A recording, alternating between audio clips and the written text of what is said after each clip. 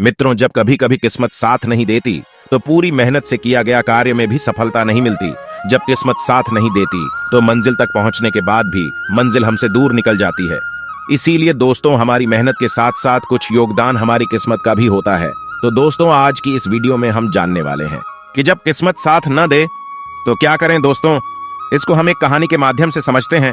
तो दोस्तों, पूरी वीडियो ध्यान से लास्ट तक देखना। एक बार की बात है, महात्मा बुद्ध के शिष्य आनंद कहीं जा रहे थे। रास्ते में उन्होंने देखा कि एक अधेड़ व्यक्ति एक चट्टान पर बैठा रो रहा है। वे उसके पास गए और बोले, क्या बात है वत्स, तुम कौन हो और क्यों रो रहे हो? आनंद की बात सुनकर उस व्यक्ति की सिसकियां थम गईं। वह अपने आंसू पोंछता हुआ बोला, मैं पास के गांव का रहने वाला एक बदनसीब व्यापारी हूं। मैं जो भी काम करता हूं वह बिगड़ जाता है। व्यापार के चक्कर में मैंने अपनी पत्नी के गहने गंवा दिए। मैंने अपने परिवार को भी खो दिया, यहां तक कि मेरा घर भी गिरवी पड़ा है। मुझे तो लगता है कि मैं किसी काम का नहीं हूं। मेरी किस्मत ही खराब है। उसकी बात सुनकर आनंद बोले, तुमसे किसने कहा वत्स कि तुम्हारी किस्मत खराब है? जरा मैं भी तो जानूं कि तुम्हारी किस्मत में क्या खराबी है। वह व्यक्ति बोला, पहले मैं खेती करता था, पर हर साल उसमें घाटा होता था। कभी सूखा पड़ जाता तो कभी ज्यादा बारिश के कारण फसल बर्बाद हो जाती। इससे परेशान होकर मैंने व्यापार करने का निश्चय किया। मैंने पत्नी के गहने बेचकर अपना व्यापार शुरू किया, लेकिन मेरा व्यापार नहीं चला। शुरू शुरू में परिवार वालों ने मेरा साथ दिया, लेकिन जैसे जैसे मुझे नुकसान होने लगा, मेरे परिवार वाले भी मुझसे दूर हो गए। मैं यह सब उनके लिए ही कर रहा था, लेकिन अब वे लोग मुझे देखकर नजरें फेर लेते हैं और मुझे ही मेरे परिवार की दुर्दशा का जिम्मेदार ठहराते हैं। उस व्यक्ति ने एक लंबी सी सांस ली और फिर बोला, मेरा एक मित्र है। उसने भी मेरे साथ अपना व्यापार शुरू किया था। उसका व्यापार अच्छा चल रहा है। वह जब भी मेरे घर आता है तो अपनी सफलता की कहानियां सुनाता है। उसकी बातें सुनकर मेरे घर वाले भी कहते हैं कि उसे देख और कुछ सीख। हमें तो लगता है कि तेरे वश का कुछ भी नहीं है। उन लोगों की बातें सुन सुनकर अब तो मुझे भी लगने लगा है कि शायद मेरे वश का कुछ भी नहीं है। अब तो मुझे अपना जीवन ही व्यर्थ लगने लगा है। मेरे मन में ख्याल आता है कि अपना जीवन समाप्त कर लूं। मैं यहां आया भी इसी इरादे से था, लेकिन हिम्मत नहीं कर पाया। इसीलिए यहां एकांत में बैठा विलाप कर रहा था। आनंद बोले, ओह, तो ये बात है। वैसे क्या तुम इसके अलावा कुछ और भी कहना चाहते हो? उनकी बात सुनकर वह व्यक्ति बोला, एक ओर मेरा हर काम खराब हो जाता है, दूसरी ओर मेरा मित्र है जो हर समय मुझे नीचा दिखाने का प्रयत्न करता रहता है। मुझे समझ में ही नहीं आता है कि मैं क्या करूं। आनंद बोले, क्या तुम अपने मित्र की बातें सुनकर दुखी हो? हाँ, मैं उसकी बातें सुनकर स्वयं दुखी हो जाता हूं। उस व्यक्ति ने जवाब दिया।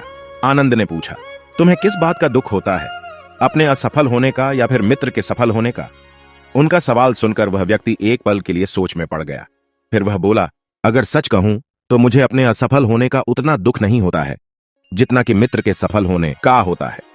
अर्थात यदि तुम्हारा मित्र असफल हो जाए तो तुम्हें खुशी होगी? आनंद ने प्रश्न किया। वह व्यक्ति बोला, हां, मुझे बहुत खुशी होगी। इसका मतलब है कि तुम्हारी खुशी तुम्हारे मित्र पर निर्भर है। आनंद बोले, अगर वह चाहे तो तुम्हें खुश कर सकता है, और अगर वह चाहे तो तुम्हें दुखी कर सकता है। तुम स्वयं से न तो खुश हो सकते हो और न ही दुखी हो सकते हो। अर्थात तुम अपने मित्र के गुलाम हो गए हो, इसलिए तुम्हारा कुछ नहीं हो सकता। ऐसा ना कहे महात्मन। उस व्यक्ति ने हाथ जोड़ दिए। आपकी बातें सुनकर मुझे कुछ आशा बंध रही है। आनंद बोले, जब हम किसी से आशा बांध लेते हैं तो उस पर निर्भर हो जाते हैं। ऐसे में हमारी खुशी और दुख भी उस पर निर्भर करने लगता है। इससे बेहतर है कि तुम अपने आप से आशा बांधो। जब तुम ऐसा करोगे, साथ ही पूरे जतन से काम करोगे, तो तुम्हें सफलता अवश्य प्राप्त होगी। यह कहते हुए आनंद ने एक पल के लिए उस व्यक्ति की ओर देखा, फिर अपनी बात आगे बढ़ाई। तुम्हें लगता है कि तुम्हारा मित्र तुम्हें दुखी करने आता है, पर अगर विचार करो तो वह बातें तो सच्ची ही कहता है। वह अपने संघर्ष और अनुभव की बातें बताता है। तुम उन बातों से बहुत कुछ सीख सकते हो। तुम्हें इसके लिए उसका धन्यवाद करना चाहिए कि तुम्हें घर बैठे कुछ अनुभव मिल रहे हैं। तुम उन अनुभवों का लाभ उठाओ, नई शुरुआत करो, कर्म करते जाओ, हार मत मानो। एक दिन तुम्हें सफलता अवश्य मिलेगी। आज तुम जिसे अपना बुरा वक्त या बुरी किस्मत कह रहे हो, एक दिन यह बदल जाएगी। इसी के साथ तुम्हारे विचार भी बदल जाएंगे। और देखना, जब तुम्हारा अच्छा वक्त शुरू होगा, तब तुम्हारा मित्र भी तुम्हें अपनी सफलताओं की कहानियां नहीं सुनाएगा। तब वह अपनी असफलताओं की बातें बताएगा, ताकि तुम उसकी बातें सुनकर भ्रमित हो जाओ, तुम्हारा आत्मविश्वास हिल जाए और तुम गलत निर्णय ले सको। लेकिन उस समय भी तुम्हें अपनी बुद्धि का प्रयोग करना होगा। तुम्हारा मित्र जैसे आज तुम्हें दुखी करने आता है, उसी तरह उस समय भी वह तुम्हें दुखी करने आएगा, क्योंकि जिस तरह उसे दुखी देखकर तुम्हें मजा आता है, उसी तरह उसे भी तुम्हें दुखी देखने में उतना ही मजा आता है। वह व्यक्ति बोला, आपने सही कहा, लेकिन मेरा सबसे बड़ा दुख यह है कि मेरे परिवार के लोग भी इसमें शामिल हैं। वास्तव में मैं तो अपने परिवार के लिए अच्छा करना चाहता था, लेकिन वे लोग भी मेरी बात नहीं समझते हैं। वे भी मुझे गलत कहते हैं और अब तो वे मेरे साथ भी नहीं हैं। आनंद बोले, मैं सब समझ गया, तुम सांत्वना चाहते हो। वास्तव में इस दुनिया में सभी लोग सांत्वना ही चाहते हैं। हम चाहते हैं कि हम जब भी कुछ करें तो लोग हमारी प्रशंसा करें, लेकिन आमतौर से ऐसा नहीं होता है, इसलिए हम दुखी हो जाते हैं। हमें लगता है कि हमारे मित्र, परिवार वाले सब मतलबी हैं। लेकिन तुम अगर किसी को अपना परिवार मानते हो और उसके लिए कुछ करना भी चाहते हो, तो तुम्हें ऐसा क्यों लगता है कि तुम दूसरों के लिए कुछ कर रहे हो? वास्तव में तुम अपनी खुशी के लिए कर रहे हो। इसलिए परिवार के लिए कुछ करना वास्तव में अपने लिए ही करना होता है। लेकिन अगर ऐसा करते समय तुम्हें लगता है कि तुम दूसरों के लिए कर रहे हो, तो तुम दुखी रहोगे। और अगर तुम्हें लगता है कि तुम अपने लिए कर रहे हो, तो तुम खुश रहोगे, क्योंकि जब तुम अपने लिए कुछ अच्छा करते हो या करना चाहते हो, तब तुम्हें सांत्वना की जरूरत नहीं पड़ती है। आनंद की बातें सुनकर उस व्यक्ति के चेहरे के भाव बदल गए। वह बोला, आप सही कह रहे हैं, मैं समझ गया हूं। अब तक मेरी किस्मत खराब इसलिए थी क्योंकि वह दूसरों के हाथ में थी। अब मैं अपनी किस्मत को अपने हाथ में रखूंगा। मैं फिर से प्रयत्न करूंगा, पूरे मन से काम करूंगा, और जब तक सफलता नहीं मिल जाती, चैन से नहीं बैठूंगा। उस व्यक्ति की बात सुनकर आनंद मुस्कुराए और उसे एक छोटी सी डिबिया देते हुए बोले, इस डिबिया को हमेशा अपने पास रखना। इसमें एक ऐसा राज है जो तुम्हें बड़े से बड़े दुख से भी बाहर निकाल लेगा।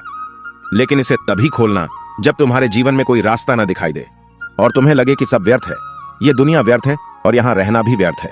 उस व्यक्ति ने आनंद को धन्यवाद दिया और डिबिया को लेकर चला गया। उसने नए उत्साह के साथ फिर से अपना व्यापार आरंभ किया। उसका व्यापार चल निकला। अपनी मेहनत और लगन के बल पर वह एक बड़ा व्यापारी बन गया। परिवार वाले भी उसके साथ आ गए और उसका जीवन हंसी खुशी बीतने लगा। अब वह भूतकाल का रोना छोड़ चुका था। वह भविष्यकाल की भी चिंता नहीं करता था, बस अपने वर्तमान को संवारने में लगा रहता था। और जो कुछ भी वह करता था, वह अपने लिए करता था, अपनों के लिए करता था। इसलिए वह प्रसन्न था। उसके जीवन में अब कोई दुख नहीं था। लेकिन वक्त हमेशा एक जैसा नहीं रहता है, वह बदलता रहता है। उसके जीवन में भी बदलाव आया। एक दिन उसके राज्य पर पड़ोसी राजा ने चढ़ाई कर दी। उसने इस राज्य पर अपना कब्जा कर लिया। उसके सैनिकों ने चारों ओर लूटमार मचा दी। उन्होंने व्यापारी का सारा धन लूट लिया। उसके घर में आग लगा दी। जान बचाने के लिए उसे अपने परिवार के साथ वहां से भागना पड़ा। वह व्यक्ति अपने परिवार के साथ कई दिनों तक इधर उधर भटकता रहा। वह दाने दाने को मोहताज हो गया। उसका बच्चा बीमार हो गया। इलाज के अभाव में वह तड़पने लगा। यह देखकर उसका हृदय चीत्कार कर उठा। वह कैसे अपने बच्चे का इलाज कराए? उसके पास तो खाने के लिए भी पैसे नहीं थे। ऐसे में उसे एक बार फिर निराशा ने घेर लिया। उसे लगने लगा कि उसका जीवन व्यर्थ है, सारी दुनिया व्यर्थ है, किसी भी बात का कोई मतलब नहीं है। भले ही आप जीवन में कितना भी कुछ कर लो, कितनी भी सफलता हासिल कर लो, पर अंततः यह जीवन समाप्त ही होता है। तो फिर ऐसे में जीवित रहने का क्या फायदा? इससे तो अच्छा है कि वह अपना जीवन समाप्त कर ले। लेकिन तभी उसके दिमाग में आनंद की दी हुई डिबिया कौंध उठी। उसने उत्सुकता के साथ उसे खोला। डिबिया के भीतर एक पर्ची रखी हुई थी। पर्ची पर कुछ लिखा हुआ था। उसे पढ़कर उसकी आंखों के आगे छाया निराशा का अंधेरा छंट गया और वह मुस्कुरा पड़ा। पर्ची पर लिखा हुआ था, यह समय भी बीत जाएगा। उसने डिबिया को अपनी मुट्ठी में रख लिया और एक नई शुरुआत के लिए उठ खड़ा हुआ। दोस्तों, अगर आप भी ऐसी ही परिस्थिति से गुजर रहे हैं तो निराश न हो। अपने अतीत पर शोक मत करें, न ही भविष्य की चिंता करें। अपने वर्तमान को जिए और उसे बेहतर बनाने के लिए सच्चे मन से प्रयत्न करें। यकीन मानो, जल्दी ही आपकी किस्मत भी बदलने वाली है। तो दोस्तों, खुद पर और भगवान पर भरोसा करके हमेशा आगे बढ़ते रहें। इससे आज नहीं तो कल सफलता जरूर मिलेगी। तो दोस्तों, कैसी लगी आपको ये वीडियो? कमेंट में जरूर बताना। धन्यवाद दोस्तों, ऐसे ही मिलते हैं अगले वीडियो में।